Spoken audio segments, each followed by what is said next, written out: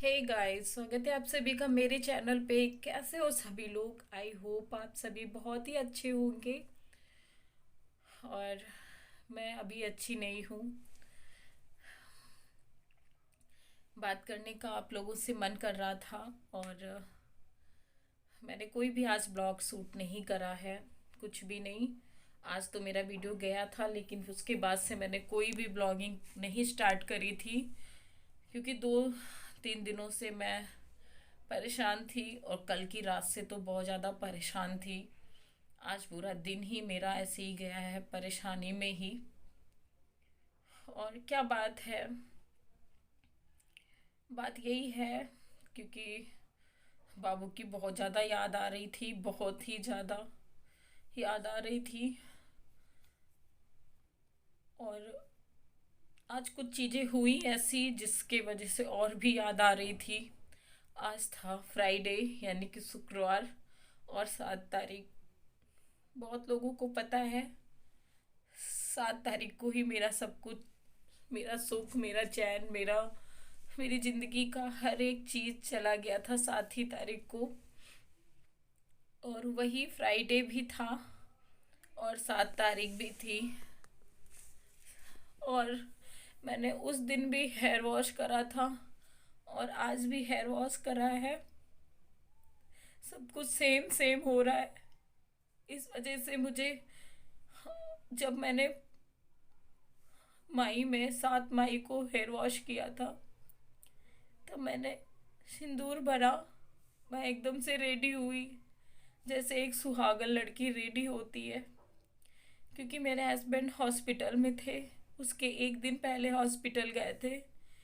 मेरी उनसे video calling पे बात हुई, तो उन्होंने ऐसे मुझे हेलो करा और बोला मैं ठीक हूँ। वो सच में एकदम से ठीक दिख रहे थे मुझे। तो मेरे दिल को ना बहुत तसल्ली मिली कि वो ठीक है, दवाई हो रही है, वो ठीक है, चले आएंगे घर, मैं ले आऊंगी उनको। उसके दिन, दूसरे दिन फ्राइडे हुआ। मैं सुबह उठी, नहाई धोई, बाल धुल के सुहागन की तरह रेडी हुई, मांग भरा मैंने। उस दिन भी बारिश हो रही थी, मौसम बहुत खराब, अनिका को बहुत तेज से फीवर। घर में मैं और मेरी बिट्टू, और कोई नहीं, सिर्फ मैं, मेरी बिट्टू थी। मैंने उसको बुखार की दवाई दी, उसे रेडी करा, और मंदिर गई। मंदिर जाने के बाद वहाँ गई मैं, भगवान से बोला कि मैं अपने बाबू को आज सलामत मैं उनको घर पे लेके आऊँ। जिस तरीके से वो गए थे, मैं उनको अच्छा करके घर लाऊं। कि अंदर से कोई भी वैसी फीलिंग आ ही नहीं रही थी मेरे अंदर कि मैं ऐसे लेके गई हूँ, कैसे लेके आऊंगी, कुछ भी वैसा मुझे नहीं लग रहा था। मंदिर से आने के बाद मुझे नहीं पता, उनकी तबीयत बहुत बिगड़ रही थी, मुझे किसी ने भी नहीं बताया। मैं आई, मैंने साड़ी चेंज करा, और मैंने सूट पहना। क्योंकि साड़ी पहन के इतना चल नहीं पाते, मुझे हॉस्पिटल जाना था, मैंने सूट डाल लिया। मैंने ब्लैक कलर का सूट पहना, और मैं निकल ली बिटिया को लेके। जैसे भी करके, लॉकडाउन था, जैसे भी करके मैं, जहाँ पे 100 रुपये का किराया देना होता था, मैंने वहाँ पे 200 रुपये का किराया दिया। पता नहीं कैसे मैं सीतापुर पहुँची हूँ, हॉस्पिटल तक। मैंने पापा को देखा, उनका मुंह एकदम से लटका हुआ था, लेकिन उन्होंने जाहिर नहीं करा कि उनकी तबीयत बहुत खराब है। मुझे देख के स्माइल करने लगे, चलो आ गई, चलो चलते हैं हॉस्पिटल, अंदर चलते हैं। मैं गई, मैंने बाबू को देखा। बाबू की ऐसी हालत थी कि वो पहचानने में नहीं आ रहे थे कि मैंने ऐसे ही भेजा था उनको। मुझे ना बहुत बड़ी बड़ी आंखें करके देख रहे थे, बहुत बड़ी बड़ी आंखें करी मेरी तरफ, और बोले मैं ठीक हूँ। मैंने कहा मैं तुमको लेने आई हूँ, अभी हम लोग घर चलते हैं। अनिका अंदर नहीं गई थी, कोविड का समय था, इसलिए अनिका बाहर ही अपने नानू के साथ थी, वो अपने पापा से मिल भी नहीं पाई। फिर मैं बाहर अनिका के पास आई अनिका को देखने, क्योंकि 4 बज गया था। वो भी कुछ भी खाई भी नहीं थी। हम लोग 3-4 दिनों से समझो भूखे ही भूखे थे, कुछ भी नहीं खाया था, बस ऐसे चाय पी लेते थे तो पी लेते थे, वरना वो भी नहीं। फिर मैं बाबू के पास गई और बाबू की हालत बिगड़ती ही जा रही थी, बिगड़ती ही जा रही थी। कभी भी 5 सालों में बाबू ने मुझ पे कभी गुस्सा नहीं करे हैं। कब मैं गुस्सा कर लेती थी पर वो कभी भी गुस्सा नहीं किए, आज तक गुस्सा मुझ पे नहीं करे। लेकिन जब मैं उनको 5 बजे फिर मैं उनके पास गई, क्योंकि उसके अंदर सिर्फ एक लोग रुकते थे, बाकी कोई नहीं रुकता था। तो मेरा बीपी बहुत लो हो रहा था, तो मुझे बार बार बाहर लेके आके बैठाल दिया जा रहा था बीपी लो होने की वजह से। तो मैं जब फिर मेरा मन नहीं माना तो मैं फिर दौड़ते हुए बाबू के पास गई। तो मुझसे बोला मुझे बहुत गर्मी लग रही है, पंखा कर दो। मैंने तो सैनिटाइजर की बोतल ली, उनके पूरे शरीर पे ना, पैरों से मुंह पे इधर इधर मैंने सैनिटाइज किया उनको, कि उनको ठंडा लगे।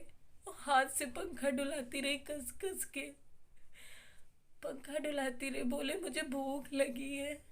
मैंने उनको दूध पिलाया ऐसे छोटे से गिलास में, और जैसे उन्होंने सारा दूध पी लिया और इतने फिर लेट गए। मेरी तरफ चेहरा नहीं कर रहे थे, जैसे मुझसे दूर जाना चाह रहे हो। लेकिन फिर भी मैं अपने आप को ना बहुत संभाल रही थी। मैंने कहा ठीक करके ले जाऊंगी घर। फिर मैं ऐसे पंखा करती रही करती रही। फिर मैं बोली बाबू घर चलना है ना। तो मुझसे कह रहे हैं जो चीज मैं भूल नहीं पाती हूँ, जिस बात को लेके मुझे दिन रात दर्द सा होता है, मुझसे कह रहे हैं तुम चली जाओ यहाँ से।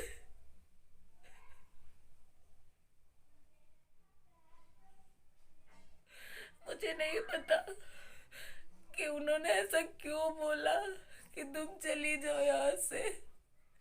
आज तक बाबू मेरे बिना कभी भी नहीं रह पाते थे, और उन्होंने मुझसे कहा तुम जाओ, घर जाओ यहाँ से। मुझे बहुत रोना है वहां पे, लेकिन मैं नहीं रोई। मैंने कहा मैं रोऊंगी तो उनको बुरा लगेगा और भी परेशान हो जाएंगे। मैं बिल्कुल भी नहीं रोई गई, बिल्कुल भी नहीं। अपनी हिम्मत बना के रखी मैंने, और बाहर आके रोती रही रोती रही। फिर गई मैं उनके पास। फिर मुझसे कह रहे बहुत गर्मी लग रही है, ऑक्सीजन निकाल निकाल के फेंक रहे थे, बच्चों की तरह हरकत करें। मैंने कहा बाबू लगा लो तो लगा ले। जहाँ मेरी नजरें हटे कि ऑक्सीजन निकल गया उनका, और फिर उनकी तबीयत बिगड़ती गई बिगड़ती गई। और 10:30 बजे उन्होंने मेरा साथ ही छोड़ दिया। इतनी कस के मैंने इस हाथ से उनको पकड़ के रखा, दोनों हाथों से पकड़ के रखा, लेकिन मैं उनको ठीक नहीं करा पाई।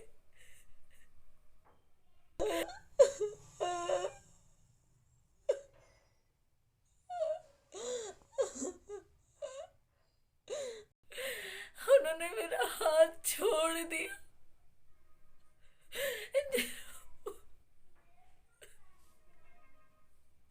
उनके साथ ही मेरी बात भी चली गई कि उन्होंने क्यों बोला मुझसे तुम घर जाओ।